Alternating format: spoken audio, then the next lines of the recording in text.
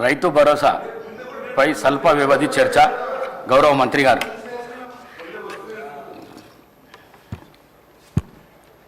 అధ్యక్ష,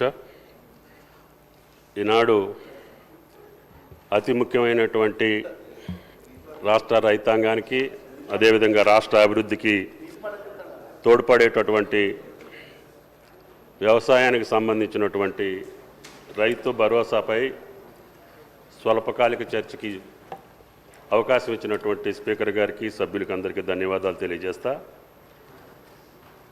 అధ్యక్ష, 18-19 ఆనాటి ప్రభుత్వం రైతు బంధు పథకాన్ని ప్రారంభించింది. అధ్యక్ష, ఈ పథకం మొదటగా 4,000 రూపాయలు ఎకరానికి చొప్పున పంటకి అదేవిధంగా 2 దఫాలుగా నమోదు చేసి భూ యజమానులకు అదేవిధంగా ROFR పట్టాదారులందరికీ కూడా 19-20లో ఈ సహాయాన్ని 5,000కి పెంచడం జరిగింది. అధ్యక్ష, ఈ పథకం ధరణి పోర్టల్లో లభ్యమయ్యే భూమి హక్కుల రికార్డుల ఆధారంగా నిర్ణయించబడింది. అధ్యక్ష, కావున భూమి కలిగిన వారు సాగు చేయకపోయినా ఈ పథకానికి అర్హులయ్యారు. అధ్యక్ష, ఈ రైతు బంధు అమలు చేసినటువంటి విధానం వ్యవసాయ శాఖకు లబ్ధిదారుల పేరును మార్చడం లేదా CCLA నుండి అందిన భూమి విస్తీర్ణంలో మార్పు చేయడానికి అనుమతి లేదు. అధ్యక్ష, వ్యవసాయ శాఖ పట్టాదారుల బ్యాంక్ ఖాతా వివరాలను సేకరించి రైతు బంధు పోర్టల్ అప్డేట్ చేస్తుంది. ఆ ప్రకారంగా RBI యొక్క ఈక్యుబేర్ ప్లాట్ఫారం ద్వారా భూమి యాజమాన్యం విస్తీర్ణానికి అనుగుణంగా రైతుల బ్యాంక్ ఖాతాలకు నేరుగా ప్రయోజనాలు బదిలీ చేయబడుతున్నాయి. అధ్యక్ష, ప్రతి పంట కాలానికి ముందు CCLA కమిషనర్ నుండి గిరిజన సంక్షేమ శాఖ నుండి సేకరించిన పట్టాదారుల డేటా మరియు ROFR పట్టాదారుల ఆధారంగా ఈ పథకం కింద సాయం అందించడం జరిగింది. అధ్యక్ష, ఈ పథకం ప్రారంభమైనప్పటి నుండి 12 సీజన్లకు గాను 80,000 కోట్ల 453.41 కోట్లు రైతు బంధు కింద రైతులకు విడుదల చేయడం జరిగింది. అధ్యక్ష, అయితే 23-24కు సంబంధించినటువంటి సహాయం 7,625.14 కోట్లు మాత్రం మా ప్రభుత్వం చెల్లించింది. అధ్యక్ష, 18 వరకు పంటల సర్వే రెవెన్యూ శాఖ ద్వారా జరిగేది. అధ్యక్ష, అందులో గ్రామం వారీగా పంట వారీగా విస్తీర్ణాన్ని కంటి అంచనాలతో ఉజ్జాయింపుగా చేసేవారు.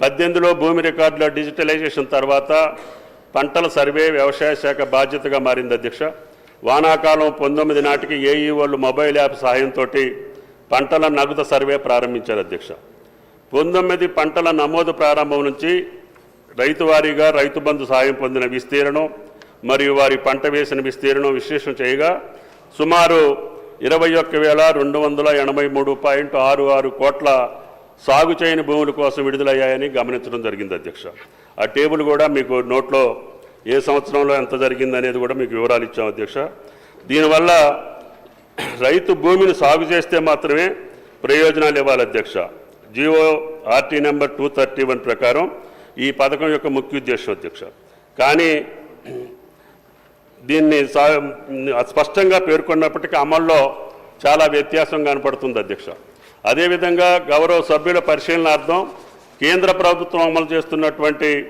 PM కిసాన్ యోజన కూడా ఈ యొక్క టేబుల్లో మీకు పొందుపరచడం జరిగింది. అధ్యక్ష, దీనికోసం ఈ యొక్క విధి విధానాలని రూపకల్పన చేయటం కోసం ఆర్థిక మంత్రి ఆధ్వర్యంలో క్యాబినెట్ గౌరవ ముఖ్యమంత్రి గారి ఆదేశాల మేరకి ఒక సబ్ కమిటీని ఏర్పాటు చేసుకొని దీని యొక్క విధి విధానాలని సక్రమంగా గతంలో మాదిరిగా కాకుండా పకడ్బందీగా రైతులకి సాగు చేసినటువంటి భూములకి ఇచ్చేటటువంటి పద్ధతులు ఏదైనా ఉంటే మీరు పరిశీలన చేయమని చెప్పి సబ్ కమిటీకి ఏర్పాటు చేయడం జరిగింది. అధ్యక్ష, దాంట్లో భాగంగానే సబ్ కమిటీ రైతు భరోసా పథకం కోసం ప్రమాణాలు మరియు నిబంధనల కోసం అభిప్రాయాలు సేకరించేందుకు రాష్ట్ర వ్యాప్తంగా వివిధ వర్గాలతో వివిధ జిల్లాల్లో సమావేశాలు నిర్వహించాం.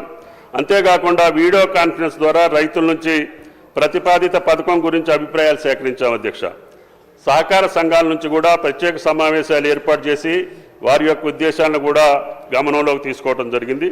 ఇప్పటికే వివిధ మార్గాల ద్వారా అభిప్రాయాన్ని సేకరించిన గౌరవ ముఖ్యమంత్రి గారి ఆదేశాల మేరకు జనవరి నుండి అమలు చేయతలపెట్టినటువంటి రైతు భరోసాకు సంబంధించి గౌరవ సభలో సభ్యుల యొక్క అభిప్రాయాలు కూడా తీసుకొని వీటిని కూడా క్రోడీకరించుకొని భవిష్యత్తులో రైతు భరోసా యొక్క విధి విధానాలని ప్రకటించి రేపు సంక్రాంతి పండుగ నుంచి రైతు భరోసా ఇవ్వాలనేది ప్రభుత్వం యొక్క ఆలోచన అధ్యక్ష. కాబట్టి దయచేసి గౌరవ సభ్యులు గతంలో జరిగినటువంటి విధి విధానాలను కూడా మీ ముందుంచాం, అక్కడ జరిగినటువంటి లోపాలు కూడా మీ దృష్టిలో పెట్టాం. కాబట్టి రేపు రాబోయే రోజుల్లో నిజమైనటువంటి సాగు చేసినటువంటి రైతుకి ఏ రకంగా ఇవ్వాలి అనేది మీ సూచనల ద్వారా తీసుకొని తప్పకుండా సంక్రాంతి పండుగ కల్లా విధి విధానాలు రూపకల్పన చేసి సంక్రాంతికి రైతు భరోసా ఇవ్వడానికి ఈ ప్రభుత్వం సిద్ధంగా ఉందని చెప్పి విజ్ఞప్తి చేస్తూ, కేంద్ర ప్రభుత్వం యొక్క పథకంలో ఉన్నటువంటి విధి విధానాలు కూడా మీ ముందుంచాం అధ్యక్ష. వీటినన్నింటినీ గమనించి మీ అమూల్యమైనటువంటి సూచనలు ఇచ్చి రాష్ట్ర రైతాంగాన్ని సక్రమమైనటువంటి మార్గంలో ఈ పథకం అమలు చేసే స్థితికి మీ సూచనలు ఉండాలని చెప్పి గౌరవ సభ్యులు కోరుకుంటూ సెలవు అధ్యక్ష.